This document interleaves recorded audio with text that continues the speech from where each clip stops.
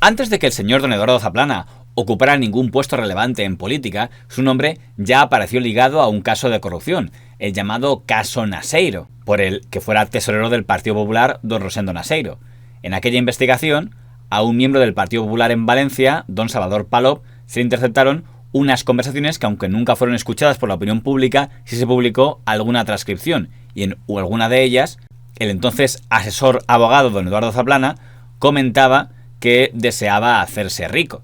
En esas transcripciones, a otro dirigente del Partido Popular, don Vicente Sanz, se le leía haber dicho que se había metido en política para forrarse.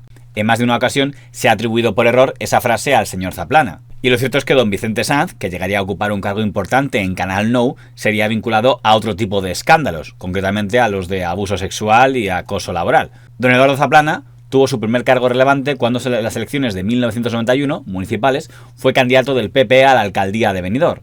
El PSOE logró mantener por un concejal la mayoría absoluta, 11 contra 10, pero a los pocos meses de aquellas elecciones, una concejal del PSOE, doña Maruja Sánchez, dejó el PSOE para pasarse al PP, haciendo que la formación pasara de 11 a 10 a 10 a 11. El señor Zaplana presentó una moción de censura y el alcalde fue reemplazado por él. Es cierto que el PSOE de Benidorm tenía por aquel entonces muchas trifulcas. De hecho, aquel alcalde que fue defenestrado acabó expulsado del Partido Socialista. Pero el titular fue que doña Maruja Sánchez había dejado el PSOE para pasarse al PP a cambio de un puesto fijo en el ayuntamiento, motivo por el que se le apodó la bien pagada. En aquella época, el PSOE no pudo hacer una campaña muy fuerte contra el señor Zaplana por utilizar tránsfugas, dado que en esas mismas épocas el PSOE estaba utilizando bastantes tránsfugas, al señor Barreiro en Galicia, al señor Piñeiro en Madrid o al señor Gomariz en Aragón. Pero cuando en 1993 el señor Eduardo Zaplana se convirtió en presidente del Partido Popular de Valencia y candidato para las autonómicas de 1995, el PSOE quiso recuperar aquello que pensaba que le podía hacer más daño al señor Zaplana, que era el caso Naseiro. Y llevaron al Congreso en el año 94 al señor Salvador Palop, el principal implicado en el caso Naseiro, para ver si éste implicaba en corrupción al señor Zaplana, aunque el señor Palop no parecía muy interesado en prestarse a ello. ¿Conoce al señor Zaplana? Hombre, claro que sí. Me refiero si lo conocía también. Lo conocía antes, cuando en esa época, claro, incluso él era amigo mío. ¿Era No, amigo suyo, no es amigo suyo ahora? no es de los muy amigos que digamos. ¿Frecuentemente con él no se ve o sí que se ve? No, yo no hace tiempo que no nos vemos, ¿eh? Nos vemos muy de tarde en tarde, porque él se dedica a la política ahora. En ese momento era al revés. Yo me dedicaba a la política y él no se dedicaba a la política. Y en ese momento él no era, creo que era abogado en ejercicio nada más. No era ni miembro ni concejal. Y ahora es al revés. Ahora soy yo abogado en ejercicio y él se dedica a la política. ¿Él no era concejal en aquellos momentos? No. ¿El señor Zaplana no consiguió...? Eso es una falsedad que se ha dicho malintencionadamente y yo recuerdo perfectamente que en ese momento no era nada. ¿Y no ha asumido ninguna responsabilidad en su partido, el señor Zaplana? Pero posteriormente. ¿Pero en qué fecha? ¿Se acuerda? Muy posterior. Yo creo que en aquella época se hablaba ya y que llegó a ser presidente de alguna provincia. Pero luego, partido, posteriormente. Muy posteriormente o próximamente. Cuando salió el juicio, ya después del juicio. ¿Y en Benidorm no llegó a ser alcalde o nada? Luego, posteriormente. En el año 91. Claro, ahora ustedes quieren sacar de una forma que no es legítima y que no es correcta, de una persona que estaba fuera totalmente de la política, intentar meter un lío de donde no lo tiene. Y eso no es correcto, ¿eh? Eso no es correcto. Vale. Yo creo, pero es que se lo voy a decir. Dígame. Cuando he salido de Valencia me han dicho unos periodistas que los miembros del Partido Socialista de Valencia le habían llamado a ustedes para que intente buscarle las cosquillas al señor Zaplana aquí en esta conversación. Porque, claro, como él es uno de los candidatos, ustedes están muy interesados. Tengo que decir taxativamente y claramente que no tiene absolutamente nada que ver, que él estaba fuera de la política en ese momento y que no hay derecho a que usted intente. Señor Palop, yo ahora le voy a permitir hacer valoraciones a ese nivel. El señor Zaplana fue candidato en el 95 y ganó acabando con 12 años de gobierno socialista en la Comunidad Valenciana.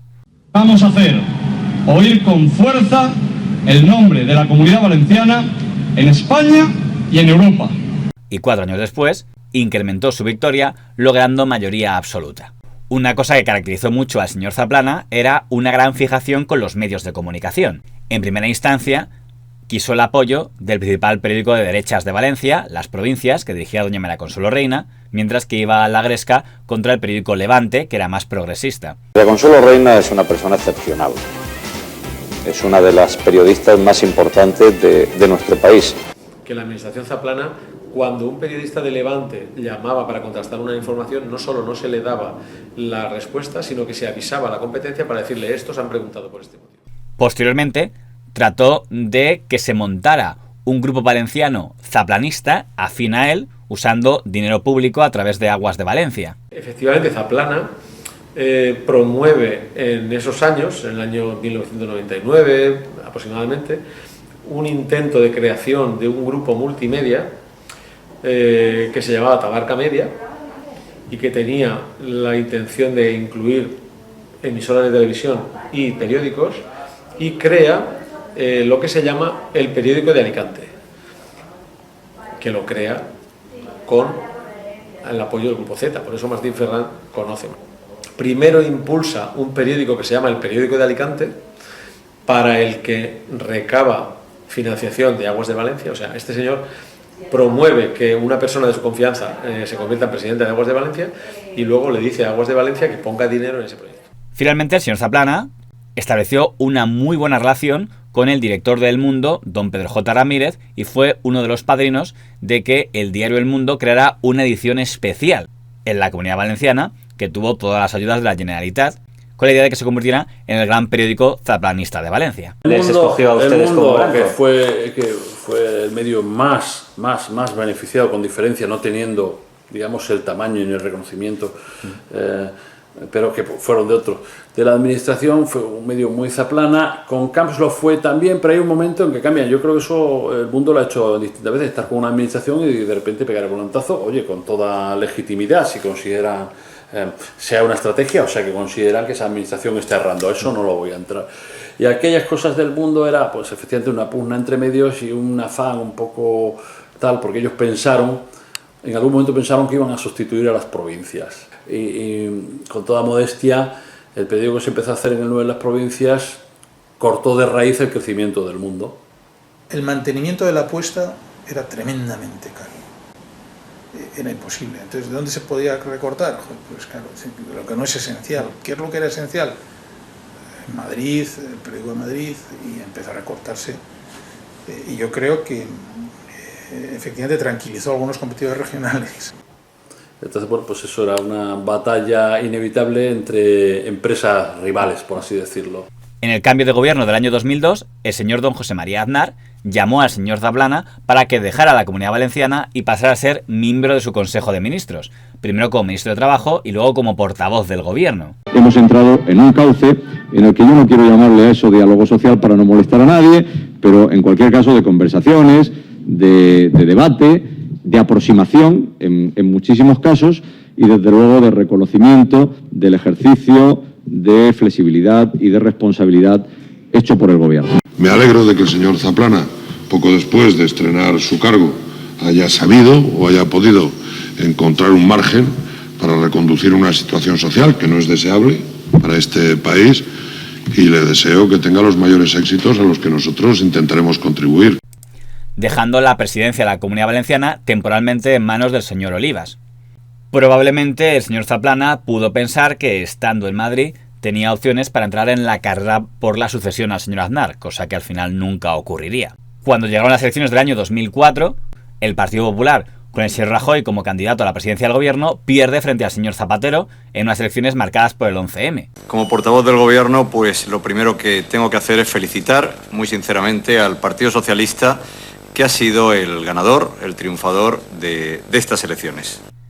Y don Eduardo Zaplana se encuentra con que el PP pasa a la oposición, aunque una posición muy fuerte, dado que Rajoy le nombra al señor Zaplana portavoz del Grupo Parlamentario Popular, portavoz del PP, por tanto, en el Congreso de los Diputados y cabeza de la oposición al señor Zapatero.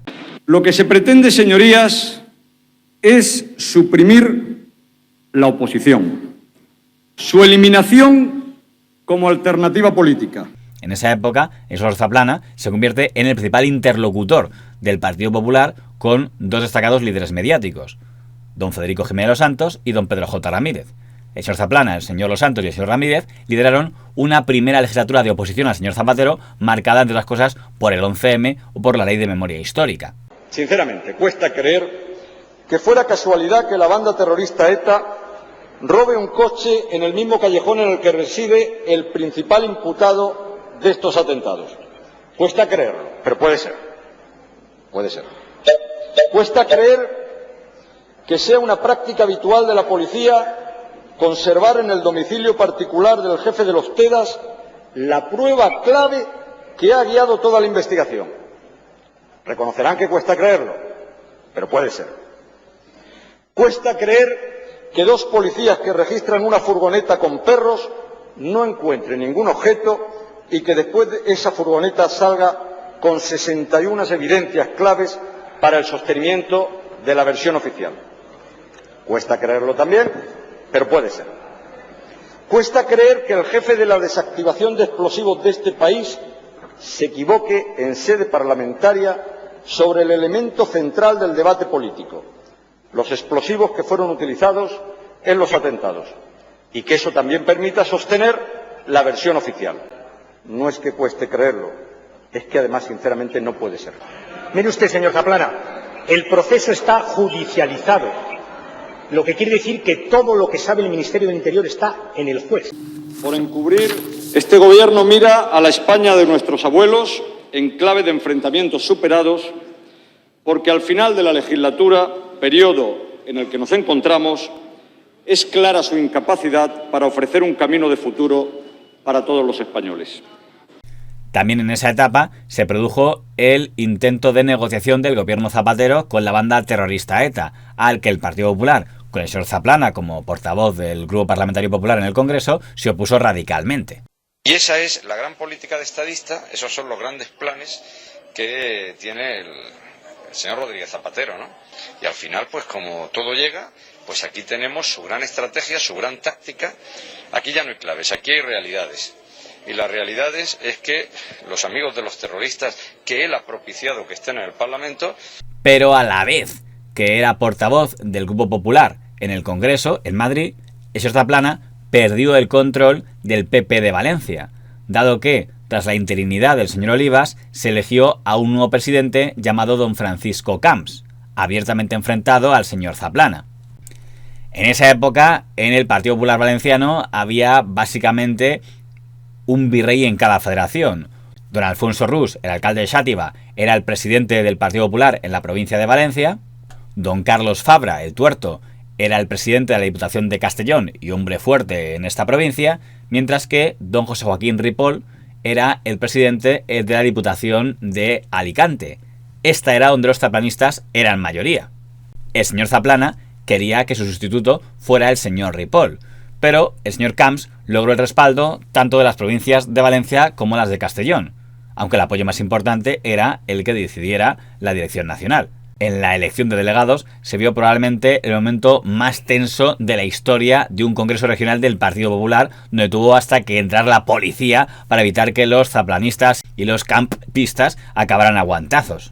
En el Partido Popular de Elche vivieron ayer una tensa jornada electoral. Elegían a los delegados para su congreso provincial, pero presuntas irregularidades en el censo provocaron que la noche acabara entre golpes e insultos.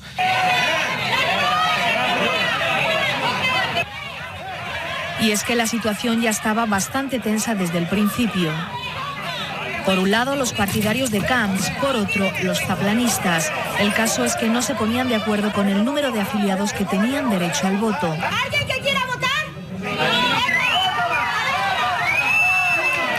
Por eso esta urna se convirtió en la clave y la presidenta quiso protegerla a toda costa. Pero por favor, llamad. La Policía Nacional intervino, confiscó las urnas y se las llevó a comisaría. Todo lo que ha ocurrido durante la jornada de ayer para tomar las decisiones que correspondan, decisiones que, entre otras cosas, tienen que ver con la estricta aplicación de los estatutos de nuestro partido. A mí me entristece muchísimo, por motivos obvios que no tengo que señalarles a ustedes, y desde luego me genera una gran indignación que comportamientos de esa naturaleza se puedan producir. Pero por favor, llamad a la policía. Pero el señor Camps jugó mejor sus cartas y además consiguió el apoyo incluso de algunas figuras de Alicante, como la del entonces alcalde de Alicante, que era el señor Díaz Alperi, que en aquella contienda se posicionó a favor del señor Camps en lugar del señor Zaplana. Porque mire, hay una persona que tuvo mucho que ver en la política en esta comunidad. Esa persona se llama Eduardo Zaplana. Y esa persona me pidió una vez, cuando yo era alcalde, que lo apoyara él y que fuera contra el presidente de la Generalidad, que era don Francisco Camps. Y yo le dije, mira, yo soy alcalde de Alicante, Eduardo, yo no puedo ir contra el presidente de la Generalidad. Y su contestación fue: te equivocas y te arrepentirás. Y desde entonces nunca más hemos tenido conversaciones, ni hemos hablado, ni... El señor Zaplana intentaba presentarse a sí mismo como un político muy liberal. Por ejemplo, cuando se aprobó el matrimonio homosexual y el Partido Popular tuvo que proponer un experto en la comisión de estudio del proyecto de ley, el experto que mandaron fue don Aquilino Polaino, un experto que consideraba la homosexualidad una patología. En la actualidad se considera una patología, sí. Muchos de ellos y ellas describen y perciben al padre durante la infancia como un padre hostil, distante, violento o alcohólico. Haber sufrido en la temprana infancia abuso sexual o violación por alguno de sus padres o familiares. Y a pesar de que ese experto había sido propuesto por el propio Partido Popular y al acabar su intervención el propio Partido Popular lo había elogiado públicamente a ese experto, reiterando nuestro agradecimiento por su presencia y su magnífica exposición, perfectamente documentada, como no podía ser de otro modo, y que evidentemente nos será tremendamente útil en nuestra labor como legisladores. Don Eduardo Zaplana fue el primero en desvincularse de él, considerando que ningún liberal podía apoyar los términos del experto. Para nada coincido con esas afirmaciones, y no solamente no coincido, sino que me parecen propias de otros tiempos, de otras épocas absolutamente desfasadas y afortunadamente superadas. Pero a pesar de intervenciones como esta, no pudo evitar que su apellido quedara marcado a oposición crispada al gobierno Zapatero. En esa sesión de control, gracias Inmaculada, por primera vez en mucho tiempo, Rajoy no va a preguntar a Zapatero sobre ETA, pero la verdad es realmente sorprendente lo que opina él mismo de su propia pregunta. Escuchen. Pues la verdad que yo todavía no la he hecho tampoco, la hice muy... A pesar de la advertencia de Zaplana, cuidado con las cámaras. Nosotros hemos explicado cuál era nuestra posición y después, lógicamente, el tiempo pues ha demostrado cosas que en aquel momento no se sabían. Con que nosotros ganáramos las elecciones, lógicamente, toda la estrategia de Rodríguez Zapatero, del actual presidente del gobierno, estaría en crisis en el Partido Socialista, y el Partido Socialista, sin Rodríguez Zapatero y sin el gobierno actual, estaría mucho más dispuesto a llegar a consensos con el Partido Popular, y nosotros con ellos, nos queda todavía mucho para... Y cuando el PP perdió las elecciones generales de 2008, el señor Rajoy decidió que quería seguir como líder del Partido Popular, pero con otro equipo. Y todo el mundo entendió que uno de los que iba a caer era el señor Zaplana. El otro sería el secretario general, señor Aceves. Y el apoyo encendido que tenían estas dos personas de don Federico Jiménez Los Santos, en ese contexto, no era un punto a favor, sino un punto en contra, porque también se consideraba el señor Jiménez Los Santos un elemento de crispación cuando el señor Rajoy quería presumir de centrista. Ya ha caído Aceves, ya ha caído Zaplana, se acabó el Partido Popular. Parecía imposible cuando el enemigo se te quiere cargar a dos personajes importantes, tienes que sostenerlo, porque aunque sea por egoísmo, porque el siguiente eres tú. No, el síndrome florentino ha hecho presa en Mariano, y Mariano ha conseguido que se vaya a Zaplana. El señor Rajoy decidió que el portavoz del Partido Popular en el Congreso dejara de ser el señor Zaplana para que pasara a ser doña Soraya Sáez de Santamaría, quedando el señor Zaplana como diputado raso. Propongo como portavoz del Grupo Parlamentario en el Congreso a Soraya Sáez de Santamaría.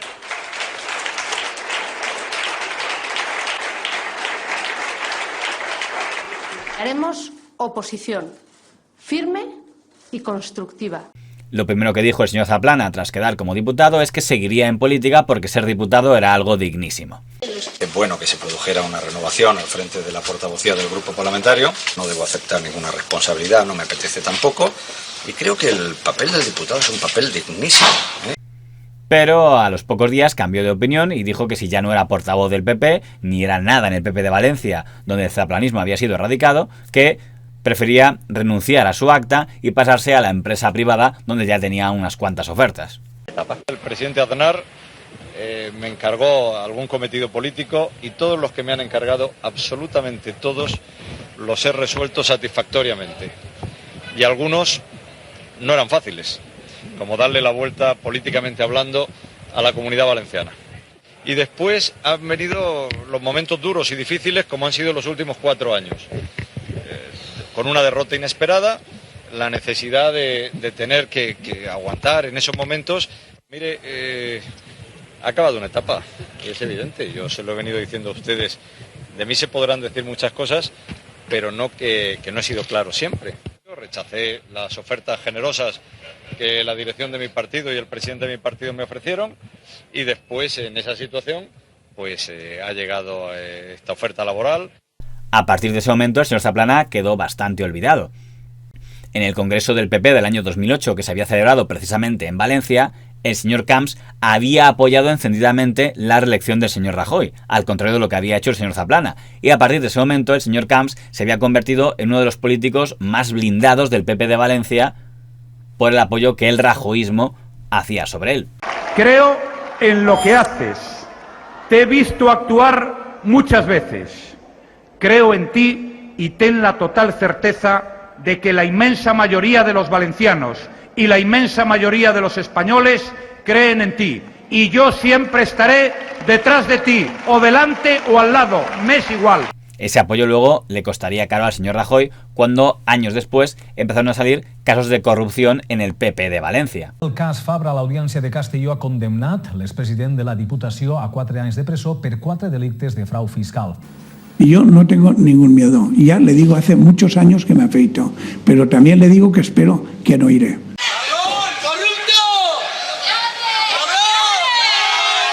A las 3:30 de la tarde, Alfonso Rus abandonaba su domicilio de Játiva, registrado por la Unidad Central Operativa de la Guardia Civil. El exalcalde de Játiva y expresidente de la Diputación Provincial de Valencia es el principal detenido en la trama por supuestos amaños de contratos en administraciones públicas. Yo no sé mandar correos electrónicos. Yo no he mandado en mi vida un correo electrónico. Pero el juez no le ha creído y le ha condenado junto al otro cerebro de la trama, el empresario Augusto César Tauroni, a 8 años de prisión. Confío plenamente en la justicia y de verdad, muchísimas gracias. ¿Piensa dimitir como alcaldesa? Muchísimas gracias. ¿No va a dimitir? No hay ningún tipo más. Sentada en el banquillo siendo alcaldesa durante todo el proceso. No hay ningún tipo más de declaración. Pero el zaplanismo tampoco podía cantar victoria, porque el caso Brugal, que vinculaba un trato de favor a un empresario, el señor Ortiz, en Alicante, afectaba a muchos líderes zaplanistas, entre ellos al propio don José Joaquín Ripoll, que también fue encarcelado.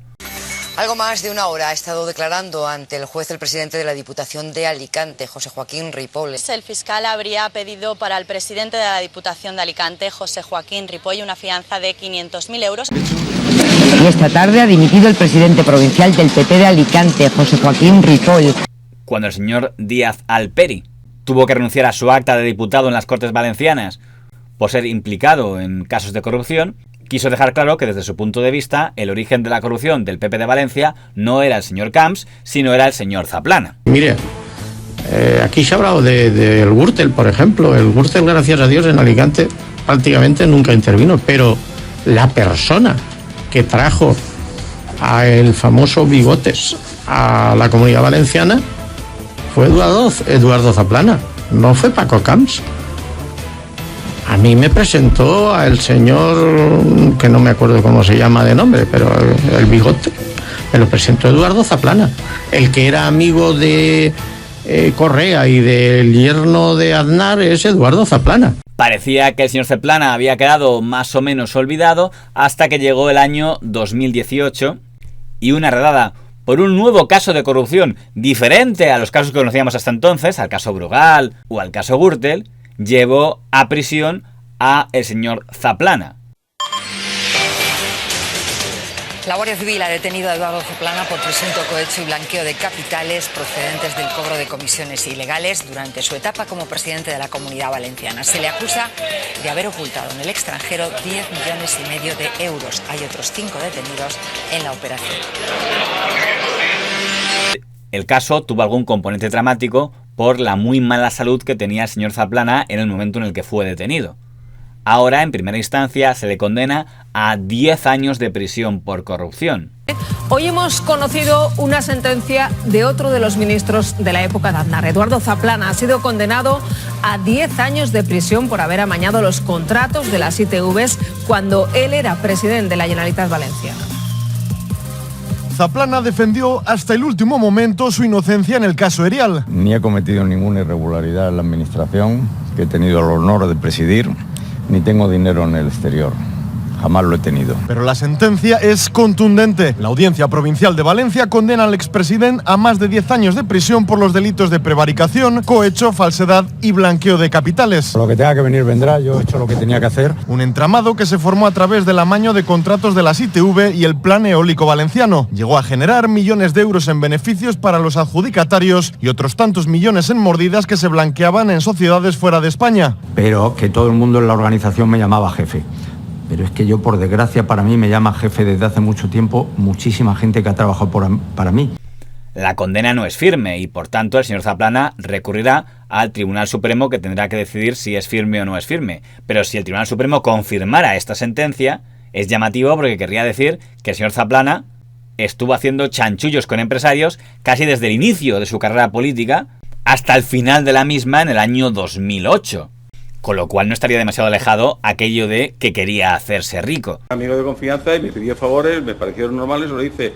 Si eso se llama testaferro, pues testaferro. Él en todo momento afirma que ese dinero no era suyo, sino que era de usted. Pero ya le digo, ninguna sorpresa, era lo que todos esperábamos. Es cierto que no se puede descartar que el Tribunal Supremo anulara la sentencia. El mismo día en que se ha conocido la condena en primera instancia del señor Zaplana, se ha conocido la absolución de su colega, el señor Ripoll, por el caso Brugal.